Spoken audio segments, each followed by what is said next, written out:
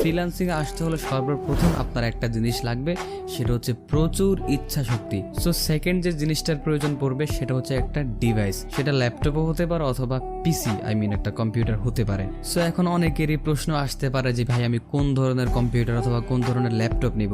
তো তাদের জন্য আনসার হচ্ছে আপনি যে স্কিলটা শিখবেন সেটার উপর ভিত্তি করবে আপনার কম্পিউটার অথবা আপনার ল্যাপটপের প্রসেসর অথবা কনফিগারেশন কি হবে। যেমন আপনি যদি আমার মতো গ্রাফিক্স ডিজাইনে আসতে চান তাহলে আপনার একটা ভালো মানের কম্পিউটার অথবা ল্যাপটপ লাগবে। সর্বনিম্ন 8GB র্যাম আপনার কম্পিউটারে থাকতে হবে। আর প্রসেসরের ক্ষেত্রে আপনি যদি ইন্টেল প্রসেসর নেন তাহলে কোরাই 4 জেনারেশন থেকে শুরু করে যত পরে যাবেন ততই আপনার জন্য ভালো। আর আপনি যদি আমার মতো AMD পছন্দ করে থাকেন, রাইজেনের আপনি রাইজেন 5 5600G, রাইজেন 5 4600G, আরও কয়েকটা ভার্সন আছে, আপনি সেগুলো নিতে পারেন। এগুলো বর্তমান বাজারে প্রাইস অনেক কম। সো আপনি চাইলে এগুলো দিয়ে অনায়াসে কাজ করতে পারবেন।